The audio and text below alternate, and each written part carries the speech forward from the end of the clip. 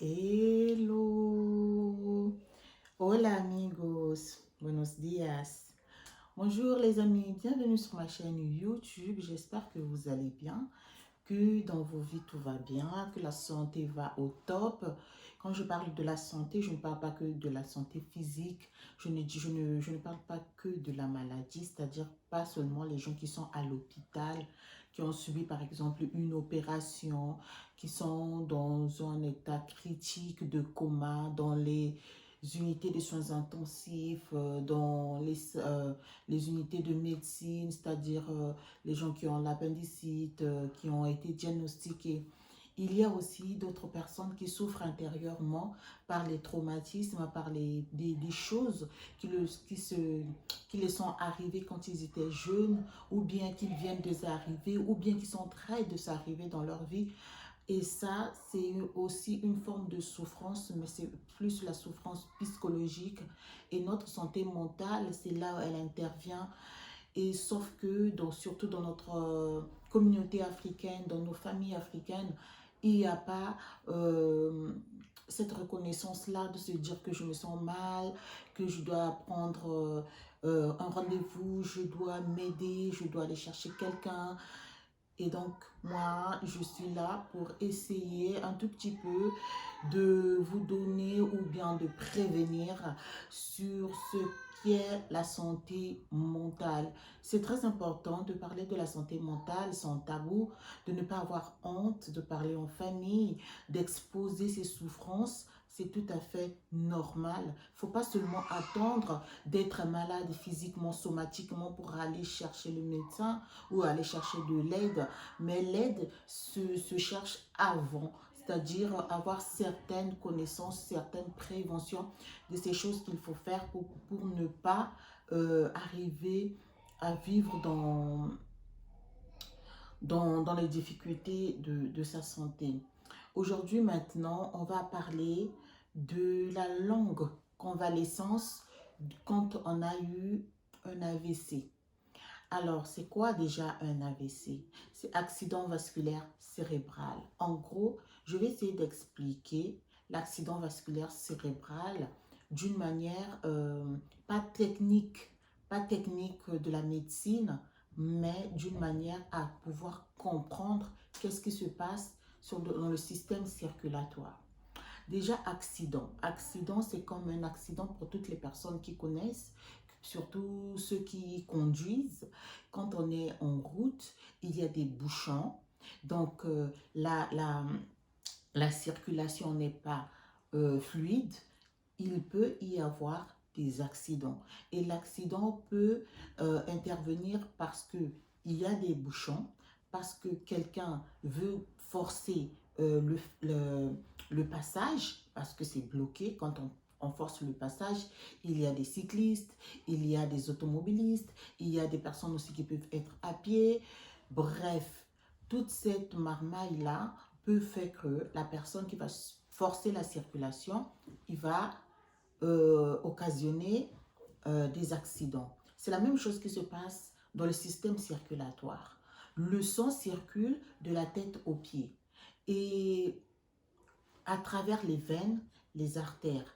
Et c'est à travers ces veines-là, les veines et les artères, grosso modo, on va les comparer à la route.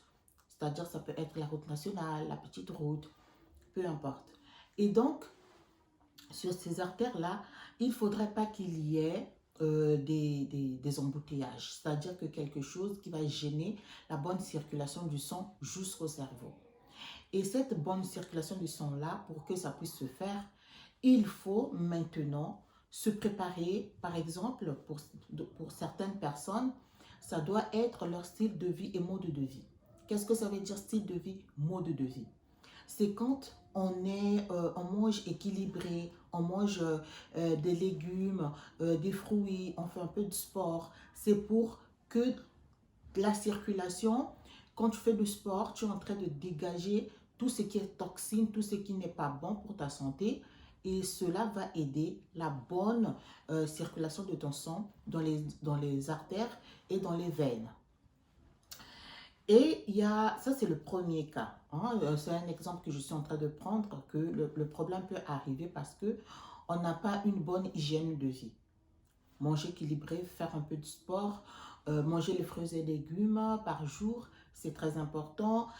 Essayer de diminuer de manger trop gras, trop sucré, trop salé, parce que c'est ça qui va augmenter le cholestérol. Et le cholestérol, le mauvais cholestérol, c'est celui qui va aller boucher les artères et les veines, et la circulation du sang ne va pas se passer d'une manière fluide, et donc le cerveau ne sera pas bien irrigué, ne va pas bien fonctionner, et c'est ça qui va causer un accident vasculaire cérébral, parce que le style et le mode de vie n'est pas adéquat. Mais ça se passe tous les jours, c'est-à-dire que ça peut commencer depuis le jeune âge, que tu ne manges pas très bien, et une fois que tu arrives par exemple à 40 ans, à cela s'ajoute aussi l'alcool, ceux qui consomment beaucoup d'alcool, les boissons alcoolisées, on multiplie avec par exemple des drogues plus fortes.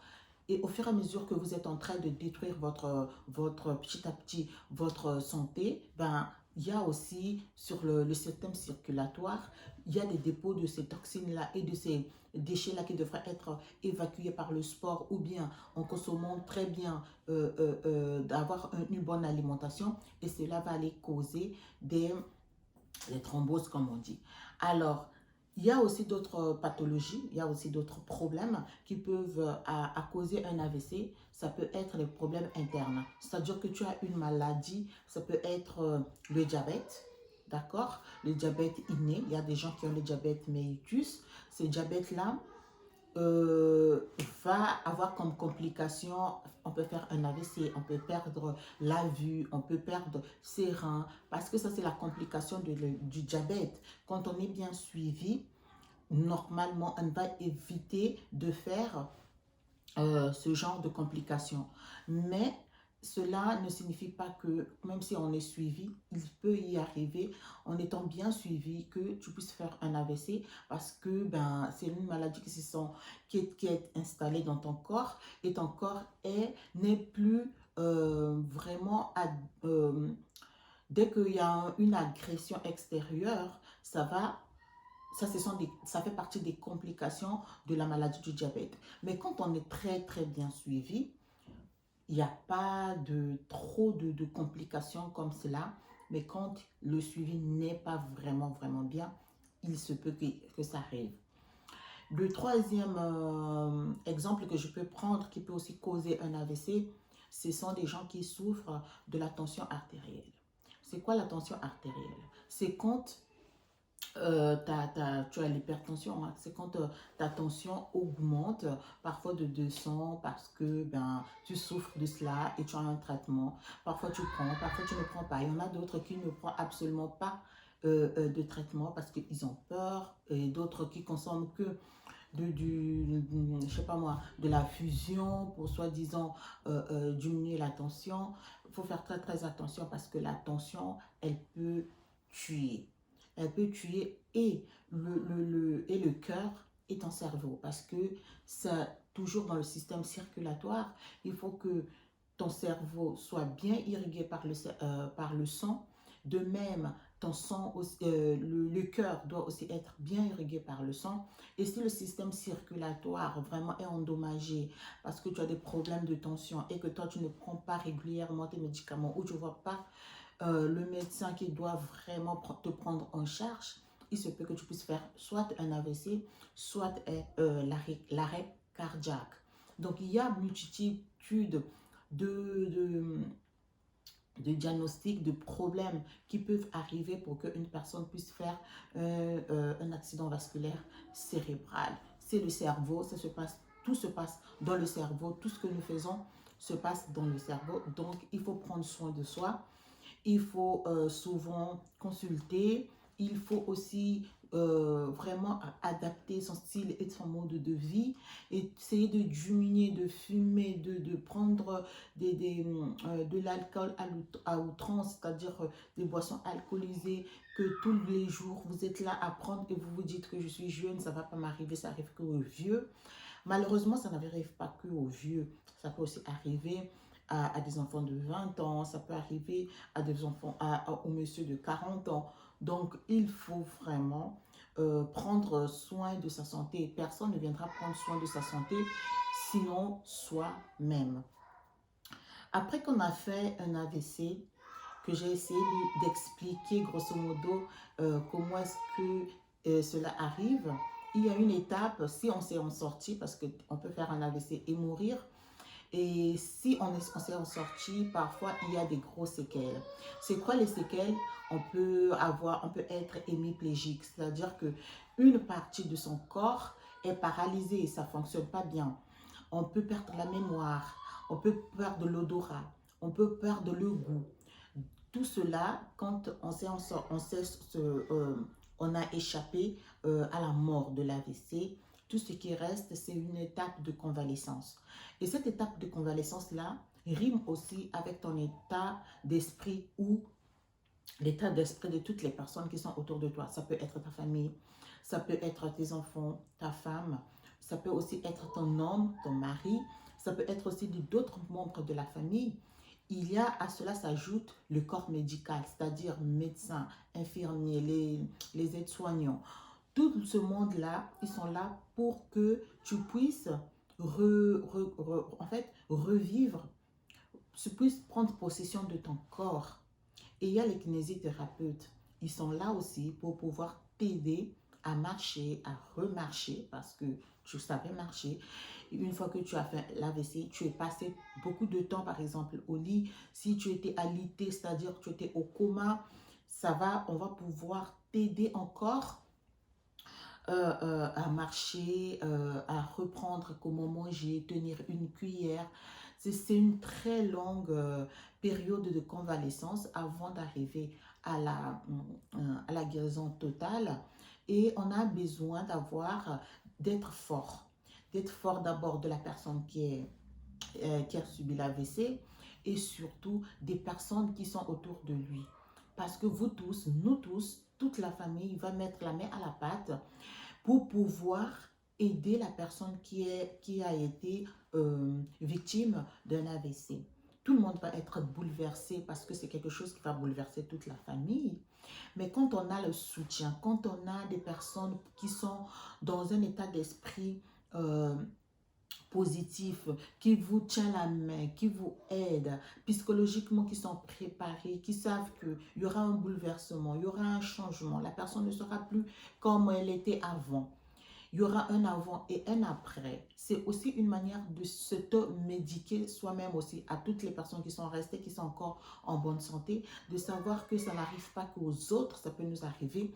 Donc, il faut bien se mettre dans la tête que ça va aller, mais pour que ça puisse aller, il faudrait qu'il y ait un état d'esprit. Psychologiquement, il faut être prêt. Cette longue convalescence-là, sera par étape. C'est très très lent. On a l'impression que la personne ne va jamais se remettre de sa pleine forme. Il peut vraiment retrouver sa mémoire, il peut retrouver le goût de manger, de marcher, on en a vu beaucoup, mais c'est un vrai travail de longue haleine qui se fait avec les professionnels de la santé, mais aussi de toute la famille, de ses enfants. Et donc, il faut se tenir main dans la main, ne pas s'écouter, ne pas s'éparpiller, ne pas se disputer parce que ça ne va pas aider la personne qui est dans cette étape de convalescence, mais surtout de lui porter le positif.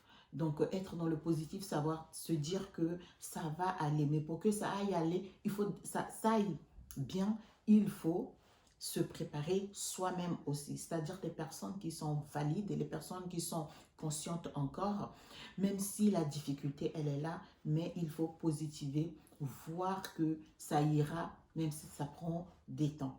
Courage à toutes les personnes qui ont fait un AVC ou bien un arrêt qui ont été opérés par des problèmes cardio, des gens qui ont subi la chimiothérapie, toutes ces personnes-là qui ont eu une maladie de longue durée, qui ont été alitées, qui ont été dans le coma, même les gens qui ont eu le Covid, qui ont été hospitalisés, la convalescence, des fois, on peut rechuter, mais il faut avoir le moral et que la famille, toutes les personnes qui sont autour de vous puissent vous aider afin que toutes les choses puissent aller bien. J'espère que j'ai été vraiment claire. Je voulais parler un tout petit peu de la longue convalescence que peut subir les gens qui ont subi l'AVC, mais pas que. Il y a aussi toutes les personnes qui sont autour de soi. Donc, de se préparer, d'anticiper certaines choses. Je sais de quoi je parle. J'ai déjà participé dans des stages comme ça quand j'étais étudiante. Et aujourd'hui, j'ai un enfant qui a un problème de troubles mentaux. Et voilà. Et je sais qu'on a besoin de cette force-là pour pouvoir avancer. Merci beaucoup, amigos. J'espère que vous êtes connectés. Si vous ne l'êtes pas encore, abonnez-vous. On va se prévenir, on va se parler, on va prendre des précautions pour pouvoir avancer et surtout avancer en sachant qu'on est psychologiquement ou bien mentalement stable. Muchísimas gracias. Ciao.